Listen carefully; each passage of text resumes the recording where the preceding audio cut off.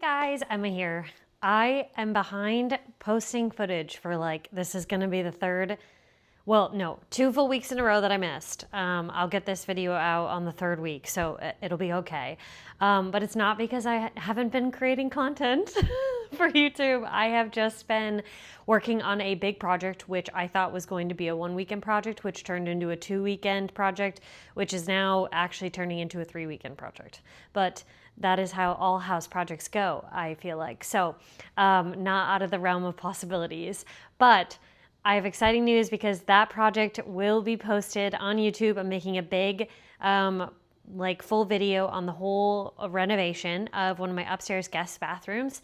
And it looks so good. And I'm just waiting on 2 of final pieces to come in the mail. And I'll be finishing off the project hopefully in the next 6 days or so whenever the other stuff comes in the mail, and I'll have that video ready to go for next weekend. So stay tuned and check out the channel next Saturday or Sunday. Hopefully Saturday, but if I don't get the stuff in the mail in time, Sunday, so that I have time to edit. And I'm just really excited to share it with you because it is such a fun change to that guest bathroom, and I think you guys are going to love it too. So I have been doing some little gardening projects here and there, and one of the projects that I did just casually on my lunch break this week was going and harvesting garlic. So I'm going to show you what I harvested. So I grew 1 full 8-foot by 2-foot garlic bed this year. And then it wasn't full garlic. It did have some shallots. So this is all of the shallots harvested this year. And I am going to today with you guys cut back all of the greens and stuff that have died off and get just the shallots exposed, and then keep them in these things to just dry for the next week or so. They've already been drying since Monday, and it's Friday today. So basically 5 days of drying time. I did rinse them.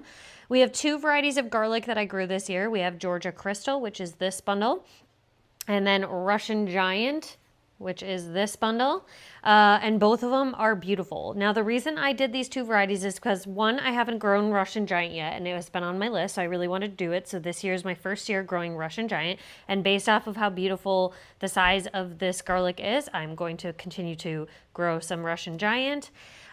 Georgia Crystal I grew last year, and I was absolutely obsessed with it. It was incredible. So I actually took some of the garlic that I had grown last year, kept the big ones, and put them back in the ground, and ordered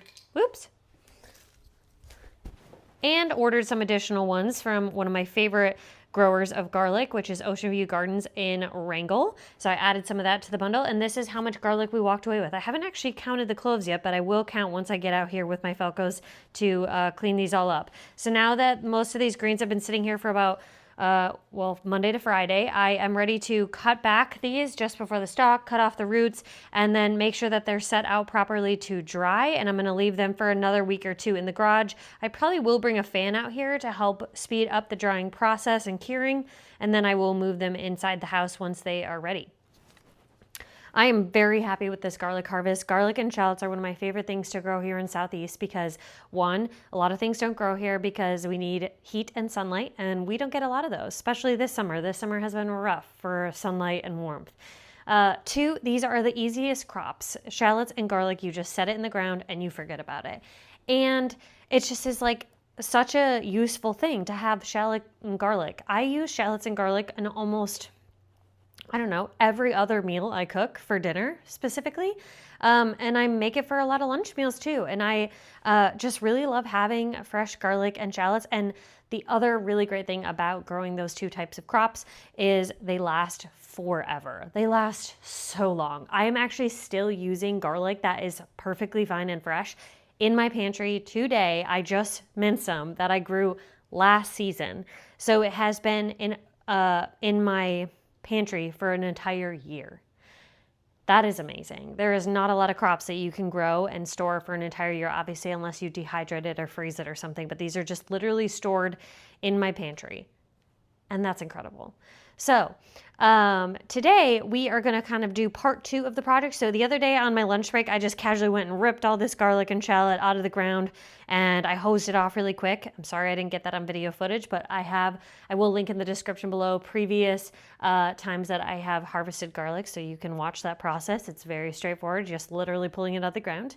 And then these have been sitting here for a week, so I'm ready to clean off all the greenery and put that in the compost pile. And then we're just gonna get it all ready to dry. And then the last part will be collecting all the dried stuff and putting it in the pantry when we're done. And I'm just really excited to have yet another crop done for this season. So let's get all this garlic and shallots cleaned up, get them ready to continue to sit here and dry for the next week or two, and just kind of prep to store away our harvest for the year. All I'm going to use for this project is just a nice clippers Falco that is relatively sharp, and then a bucket to collect all the greens and stuff that needs to go into the compost, and then we're just going to leave the garlic as it is. All I'm going to do for this garlic is I'm going to come to the garlic, snip it right here about an inch or so above the head of the garlic. I just like to leave a little bit on. And then this whole green piece can go in our garbage pile.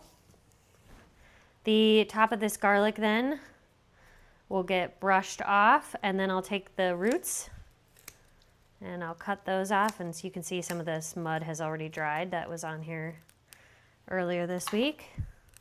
Make sure most of that is done, and then this will be ready to go and to dry. So we'll just set that back in here. In general, when you're processing garlic, you want to leave as much of the peelings and covers on it as possible. You can peel off anything that looks damaged or bad, but in general, you want to leave that. And that's because this is like the protective coating on the garlic heads, and so if you remove it, it's not going to store as long.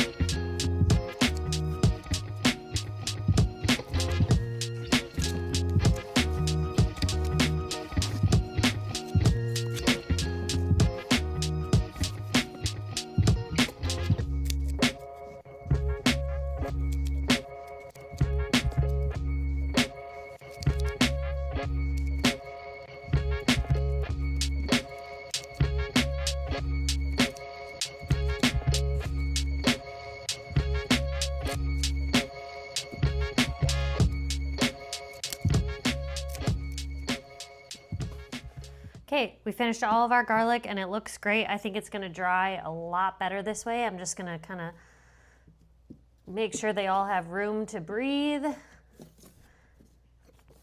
and air out so that they dry faster. This bin is good because it has lots of airflow, holes all throughout it. Looks great. And now time to clean up the shallots. Similar process with the shallots. Just make sure to take off any of the stuff that's kind of green and decomposing here. It's pretty slimy, some of it. Some of these shallots are pretty small, but everything was just looking pretty rough out there. We've just been really waterlogged with rain this year, so I felt like they were done. Time to pull them and be done for the season.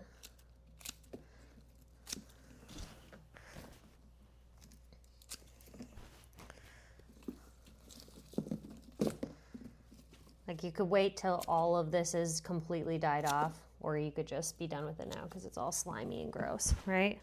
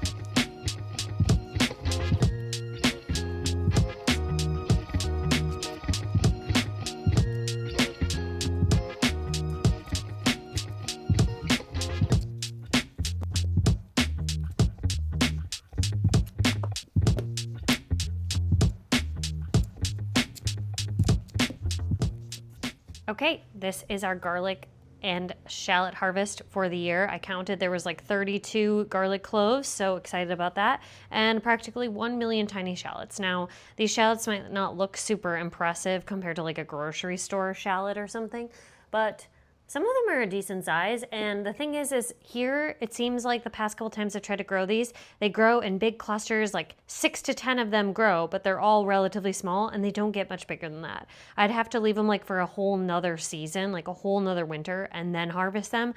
But all the greens just start to get really mushy and gross. So this is our bucket of all of our garlic and shallot greens and miscellaneous gunk. There was a couple actually worms in there. And now that these are all splayed out, I'll actually spread this a little bit further.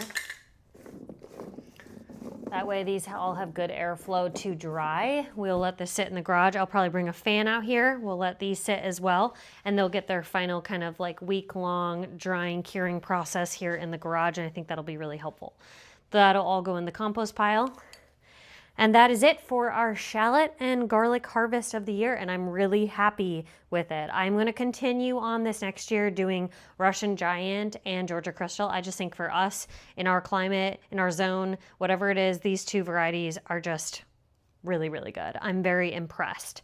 And so I think I should just stick with what is good and not mess around with it too much. So thank you so much for watching this little video. I hope it was kind of satisfying to see the start to the finish, how these greens and getting all that gunk and greens cleaned up and getting the shallots and the garlic ready for final curing. It's just really exciting to have a crop that you grew and you can use for many, many months to come. So this will last us definitely all winter long. We eat shallots and garlic all the time, but I don't use an entire clove and I don't use an entire head of garlic in any recipe. I usually use like only 2 to 3 cloves. So this will last a while. So thanks so much for watching, and tune in next week if you want to check out the video of me renovating the guest bathroom. It was a big overhaul project and it looks really good. And we'll see you later.